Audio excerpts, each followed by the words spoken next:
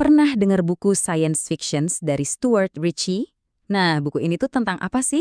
Yuk kita bedah bareng-bareng apa isi dan pesan penting di baliknya. Jadi begini, argumen utamanya tuh kuat banget. Buku ini bilang metode ilmiahnya sih oke, kokoh. Tapi sistem yang dijalankan oleh manusia di sekelilingnya, nah itu yang penuh masalah. Perlu dicatat ya, ini bukan berarti kita jadi anti-sains. Sama sekali bukan.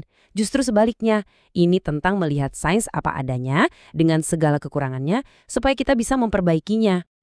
Oke, supaya kita paham betul inti dari science fiction, kita bakal bahas 5 poin utama ini. Mulai dari gimana sains seharusnya, sampai gimana cara kita benerinnya. Oke, kita masuk ke bagian pertama. Ini nih, pertarungan antara idealisme dan realita di dunia sains. Kisah dua sistem yang saling bertolak belakang. Nah, lihat deh perbandingan ini. Keren banget.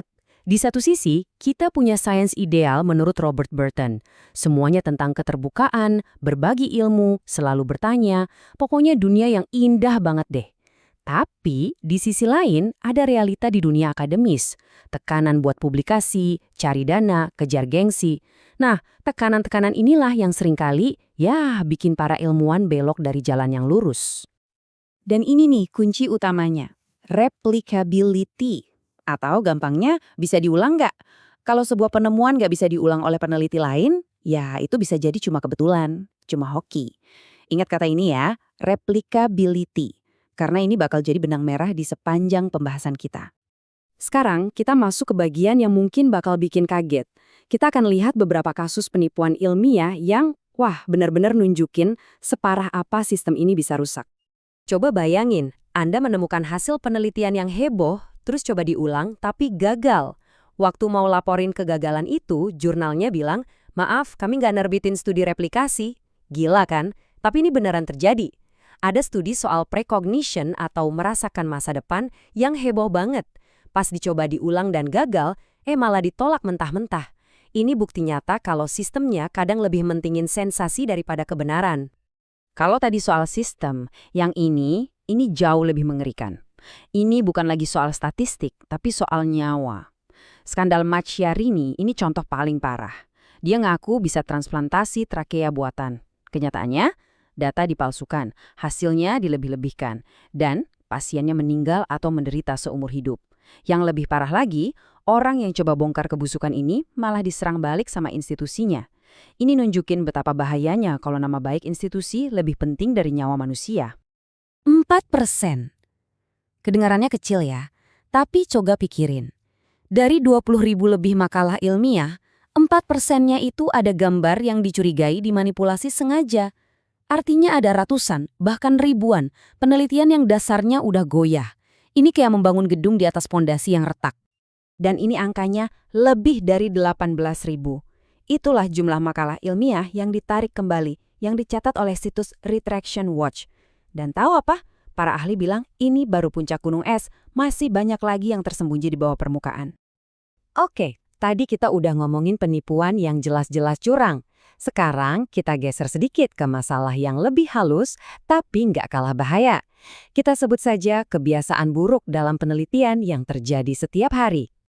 Nah, ini dua penyakit utama. Pertama, penelitiannya pakai sampel terlalu sedikit. Ini bikin hasilnya jadi nggak bisa dipegang. Gampang banget kena faktor kebetulan. Kedua, dan ini yang parah, bias publikasi.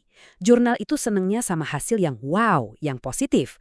Kalau penelitian hasilnya gagal atau nggak ada efek, ya udah masuk laci aja, nggak ada yang tahu. Akibatnya, apa yang kita baca itu cuma separuh cerita, separuh yang bagus-bagusnya aja. Akibat dari tekanan buat nemuin hasil positif tadi, muncullah yang namanya p-hacking. Ini kayak Anda nembak asal-asalan ke tembok, terus baru deh Anda gambar target di sekitar lubang pelurunya. Seolah-olah jago nembak, padahal yang akalin data. Ini praktek yang curang, tapi sayangnya banyak banget yang lakuin. Dan jangan pikir ini cuma masalah di psikologi aja ya. Enggak, masalah-masalah ini, krisis replikasi ini, ada di mana-mana. Di kedokteran, genetika, ilmu gizi, hampir semua bidang. Ini serius, karena hasil penelitian ini yang jadi dasar buat banyak hal di hidup kita. Oke. Masalahnya banyak banget. Terus, pertanyaannya sekarang, kenapa sih semua ini bisa terjadi? Nah, di bagian ini kita bakal kupas tuntas akar masalahnya. Ternyata ini campuran antara sifat dasar manusia dan sistem yang, ya, salah desain. Penyebabnya bisa kita bagi jadi 3. Pertama, bias manusiawi. Siapa sih yang nggak mau dianggap benar? Kedua, insentif dari sistemnya. Ada slogan publish or perish, publikasi atau musnah. Ini tekanan yang luar biasa. Terakhir ya, penyalahgunaan statistik, terlalu terobsesi sama angka-angka tertentu tanpa benar-benar paham artinya. Lihat deh tabel ini. Jelas banget kan masalahnya di mana? Sistem penilaian ilmuwan itu aneh. Yang dihargai itu jumlah publikasi, bukan kualitasnya. Yang dikejar itu masuk jurnal heboh, bukan akurasinya. Jadi sistemnya sendiri yang mendorong orang buat ngejar sensasi, bukan kebenaran. Kuantitas di atas kualitas.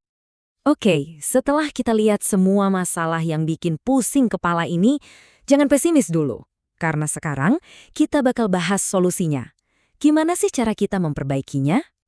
Nah, ini dia 5 langkah menuju sains yang lebih baik. Ada praregistrasi, jadi peneliti harus lapor dulu rencananya sebelum mulai, biar nggak bisa pi-hacking. Terus ada sains terbuka, semua data dan kode dibagiin biar transparan. Jurnal juga harus mau nerbitin hasil yang negatif. Dan yang paling penting, mengubah budayanya. Kita harus lebih menghargai kerja keras dan kejujuran, bukan cuma sensasi. Dan kutipan dari Stuart Ritchie ini kayaknya merangkum semuanya dengan sempurna. Tujuannya bukan buat ninggalin sains, tapi justru buat bikin sains jadi versi terbaik dari dirinya sendiri. Ini bukan soal menghancurkan, tapi membangun. Terus, apa untungnya buat kita tahu semua ini? Apa artinya buat Anda, buat saya, dalam kehidupan sehari-hari? Intinya begini, dengan tahu semua cacat dalam sains ini, kita justru jadi lebih pinter. Kita jadi nggak gampang percaya sama judul berita heboh yang bilang penelitian membuktikan.